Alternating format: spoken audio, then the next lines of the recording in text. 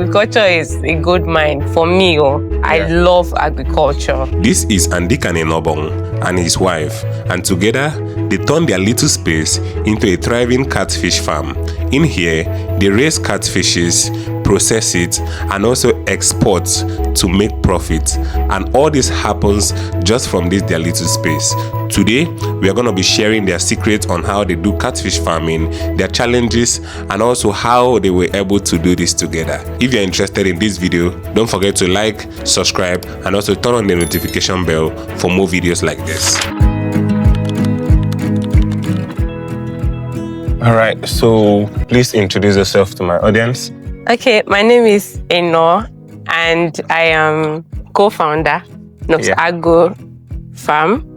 Okay. And I'm so excited to have you guys in our farm today. Oh, thank you. So you and your husband run this farm? Yes. Okay, so tell us a little bit about this farm and how it started generally. Actually, my husband used to run this farm. Okay. Before we got married. Okay. So the farm is about more than 6 years. Mm-hmm. So he was running this farm before we got married. So when we got married, I just joined him to assist with the farm. That's just basically it.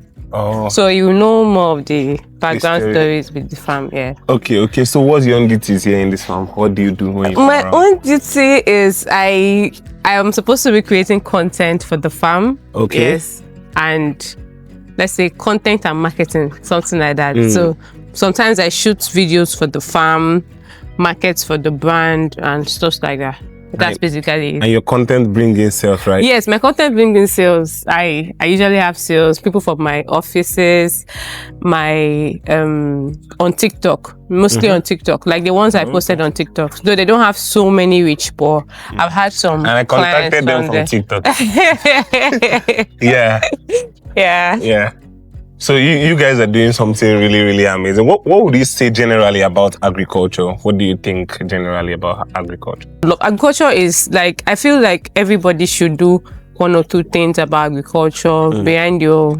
It's not that hard. It's not that difficult. Yeah. You can do it. If it's poultry, if it's planting crops like cassava, tomato, pepper, and all those stuff. There are people that are making it huge from it. So I feel like agriculture is a go-to, and everybody should try and do something with it. So what do you think is the major challenge for you guys now in this farm? The major challenge for us in this farm is I think electricity. Okay. Yes, because with fish farming you need water. The water has to be clean. If water is not clean, the fishes can be deceased. They won't do well, they won't thrive well. So electricity is one major issue, and you know how the fuel is these days. You have to buy fuel to pump water and all that. So if electricity is not I don't know, in Nigeria it's a major problem. Light problem. As a business owner, we have to look for a way to go around it. And also the fish feed, the way when I got married to my husband initially, the fish feed was about 8,000 naira. Yeah. But as of today, it's doubled the price. So there's nothing that is stable in Nigeria. So as business owners, you definitely have issues one way or the other with one of these things, but we still keep pushing.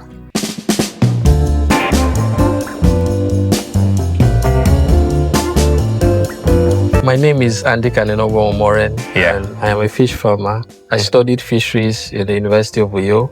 Yeah. And I'm practicing it. In fact, I started practicing it when I was in school. I was a student when I started this farm. Yeah. Because I wanted to have a feel of what the practical thing is. You know, we are studying theories in school. Yeah. So I wanted to have a feel of the practical. So I started, and this is where we are today. Okay. Yeah. So currently you and your wife run this farm, right? Yes. Okay, so I want you to take us through how you run the farm and also how you started. Okay. Give us a backstory. How I started with just raw faith. Yes, just raw faith, because I didn't have much resources. Yes, faith. Okay. I didn't have much resources, but I had the push to start. I really wanted to, so I started. In fact, I went into a partnership with one of my colleagues then. Yeah. So I set up the ponds, and we joined money to buy feeds and stock the ponds. That's how I began. Oh, amazing. Yeah. So where did she get into the picture? Okay, when I got married, obviously. That was like how many years? How many years? I started I think 2018. I got married 2023. Oh. 2022. Sorry. 2022. She's really come and be like 2022. So that's we've been 4 years done. Yeah. Oh, okay. So that was 4 years in between. Yeah, it's a female. How did you know it's a female? I studied fisheries. Yeah. So you can see this opening here. Okay. Usually if it's a male, you see an elongated, structure here, but you can see this opening. Yeah, this is where the eggs come out from. And it feels like she's full of eggs. Yeah, she's actually gravid. Yeah, she's full of eggs. Yeah, so that's how we know it's a female. Oh. Yeah. So you said the females are more profitable. Yeah. Breeders. Ideally, they should go for the same price, but breeders, they tend to underprice the males. Why? Because the males don't have to be up to a year. From like 8 months, a male is matured. So even when your male is a year, they tend to underprice it. So it's slightly cheaper than the female, just because the breeders will not pay for the full value. Oh, yes. Because they want the eggs from the female, right? The eggs are much more, they are the main deal. Oh. Yeah, they can even source the male from, where they are buying point and kill from. Yeah, it's possible, yes. So they don't place too much value on the males. But if the female is not matured, you can't have your production. I see. So do you hatch catfish? No, I don't. I've not had the time to. It needs a lot of time and dedication. Okay. Yes, you need to dedicate minimum 2-3 weeks of your life. From the point of hatchery to having to care for the fry management and all of that. It takes. In fact, you have to be there. You can't leave. You can't go too far away from them. So, and I don't have that much time because I have other things I'm doing. Okay, because you work in 9 to 5. Yes. So that's... Okay, so this is our drying cane. This is where we dry our fish or process our fish. So we started out also processing fish because obviously anything that is processed, you gain more from it. Yeah. It's more profitable. Yeah. So we process fish. Sometimes this whole thing is fuel, but we had just an order from one of our customers. So this is what we are doing right now. Oh, this is nice. Yeah. So this is like an oven or what? Yeah, it's actually supposed to be an oven, but we repurposed it for fish drying. Oh. Yeah. So that's how. As you can see, there's even fire inside. Yeah. So like your dried fish now, the dried catfish, like how much does one go for? We don't sell it, individually. We sell it using the weight. Okay. So 1 kg of this goes for 25,000. 1 kg of the dried one? Yes. Oh. Yeah, these ones are spiced. As you can see some sprinkling of spices on it. Yeah, so it's very delicious. You can eat it just as it is. Yeah. Oh, so this is processed. Amazing. Yeah. You guys are doing something really, really cool right here. Yeah.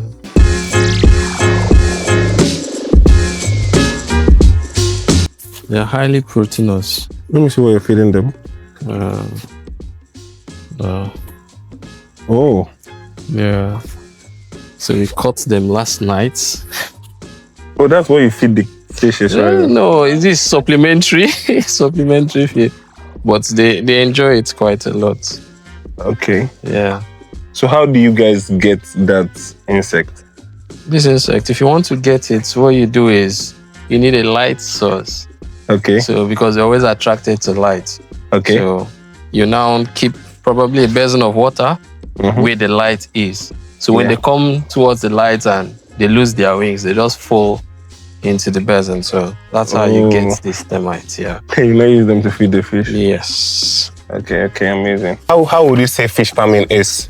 Fish farming is good. Fish farming has its challenges. You know, one of the challenges we have here, I think she had already mentioned, is electricity. Yeah. Very, very poor.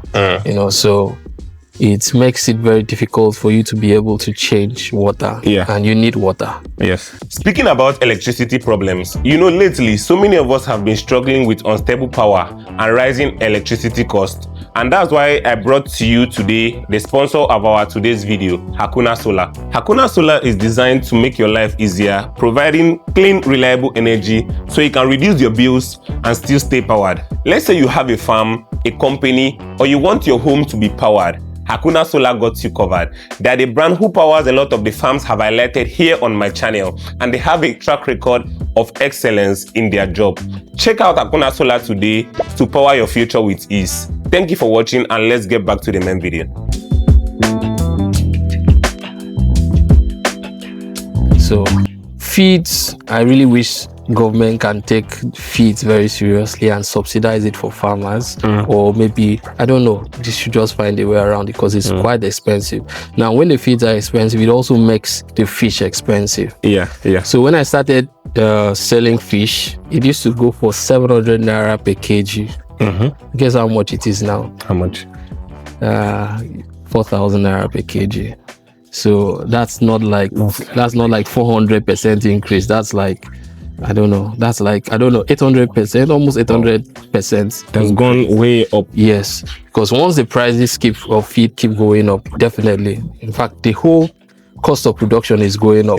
Fuel used to be how much? 100 and something naira per liter. Now you're buying 1 liter for 1,350 or thereabouts. So it just compounds everything. And now it makes it difficult for the common man to be able to afford ordinary fish. Yes. You know, so that's one real challenge. So now even selling is gradually becoming a challenge because fish used to be like the cheap option. Yes. If you can't afford goat, you can't afford beef, you go for fish. But now even fish is almost getting out of the equation. So I really pray that, you know, we can have governments or if maybe private individuals that can also come in. But I know if people can go into farming the raw materials for the feed, it will actually bring the price down. But I think most of it right now is imported. Okay. Yeah. So how do you say the return on investment is like for fish farming? Yes, if all things being equal, you can get 50% of your inputs at the time of harvest. Oh. All things being equal. So like times 2 of what you... Times 0.5 of what you put in. 0.5. So let's say you invested like 10 million naira. Yeah. So at harvest, all things being equal, you should be able to get 5 million. Yes. That's 15 million. Yes. Oh. Yes. Oh, that's quite perfect. And this is like after how many months time frame? Yeah, if you are having to rear them to maturity, maturity is 5 to 6 months. That's when they get to table size, 800 grams to 1 kg. Okay. But if there are people that sell them out before that period, you know, like most of the dried fish, they are quite smaller. They call them melange. So that goes for like 300 grams to 500 grams. That's like half the full maturity period. So if you can go into that, it means you have your turnover, 2 turnovers in 6 months. Oh. Yes, but if you do that 3 months? Yes, 3 months. So you have 2 turnovers. But if you are growing them to maturity, then let's say you can do that twice in a year. Oh. Yeah. Who are your target markets? My target markets right now people that, you know, run and they do catfish grilling.